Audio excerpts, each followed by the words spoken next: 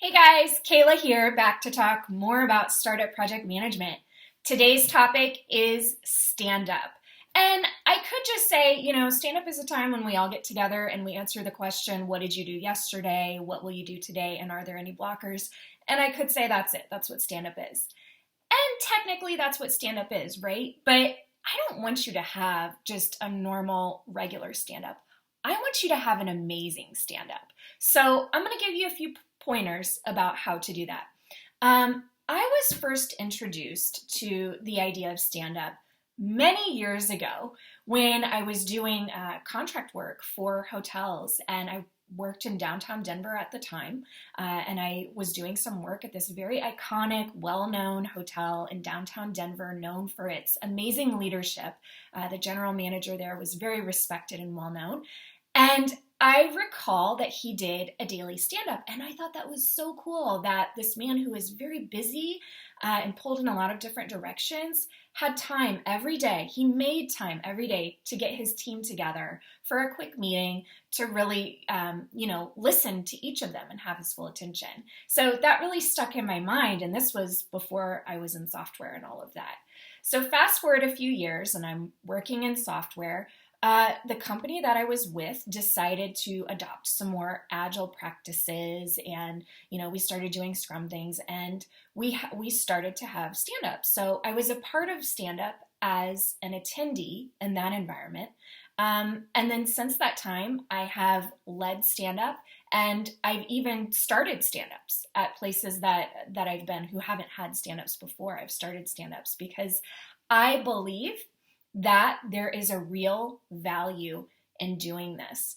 And I want to talk to you a little bit about how to do it effectively. So, the most important thing to remember about stand up is, especially in this day and age when we're all kind of remote and everywhere, this is likely going to be the only time during the day that your whole team gets together and that you have their attention and they have your attention. So it's just really important to remember that. I was a remote employee for many years, and I know sometimes it's really hard to work remotely and not have contact with anyone else on the team. So stand-up is also really important for that, to just kind of like remind everyone that we're all here, we're all in it together, that sort of a thing.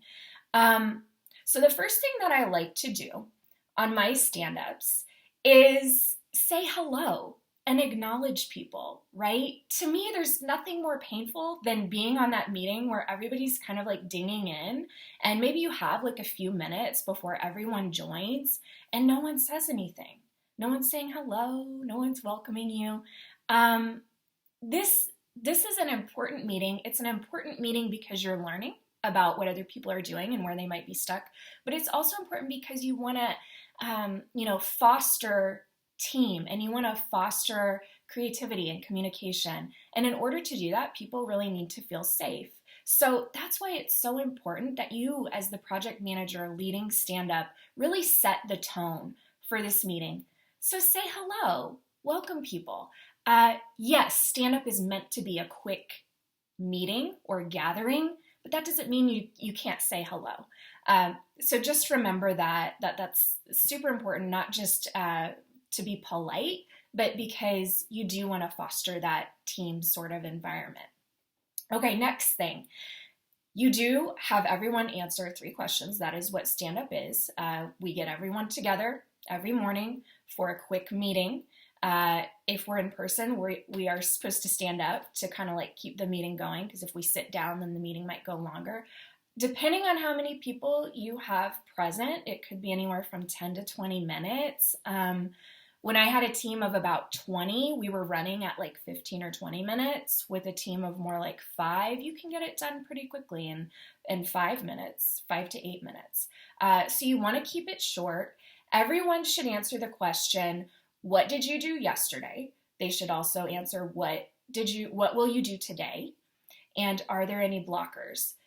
these questions are not meant to micromanage. These questions are meant to really kind of bring light to, is everything kind of going as we had planned? Do we need to rethink how we're building something or rethink priorities? Or did something else come in that we kind of need to shift around? So as the project manager, you really want to pay attention to those answers and not always take them at face value. And here's why. Because oftentimes when you have a lot of people together, you may not get 100% honest feedback about the question of, are there any blockers? The blockers question may actually be answered in what did you do yesterday or what are you doing today? You may notice as days go by that a certain person seems stuck, but they're not really saying they're stuck. And that's fine, right? One of the great things about software engineers is like they are determined to solve problems and they will do whatever they can to figure it out. I admire that so much with software engineers, but sometimes they can get so into solving the problem that they don't realize that maybe there's someone else on the team that has expertise in that area that can help, or maybe this is turning into a blocker instead of just a problem-solving type of a thing. So as the project manager, really just kind of pay attention to the answers that you're getting for those questions. If you notice that someone seems kind of stuck, don't call them out in the meeting. Talk to them afterwards, send them a Slack or a message, whatever, and just say, hey, can I help with this or that? Or maybe there's another expert on the team that had worked in this similar area or on this feature or in this programming language, and you can kind of connect them proactively. But really, what you're doing is you're exercising your listening skills and your soft skills to connect people to solutions to resolve blockers that may or may not be stated as blockers. So that's one thing. The second thing is there will be blockers that are explicitly stated, and you need to follow up on those right after stand-up. So it could be anything like, somebody needs feedback from a stakeholder, or a spec isn't clear, or there's a shift in priorities and we need to kind of figure out how to reorganize the team, that sort of a thing. So you're going to want to pay attention to that too.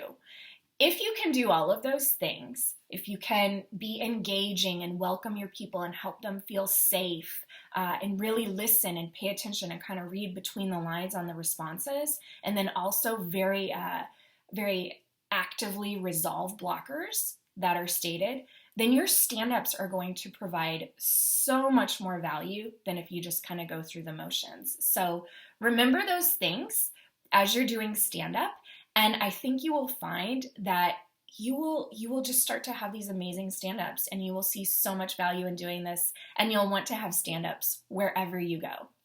Hope you enjoyed this. Thanks for watching.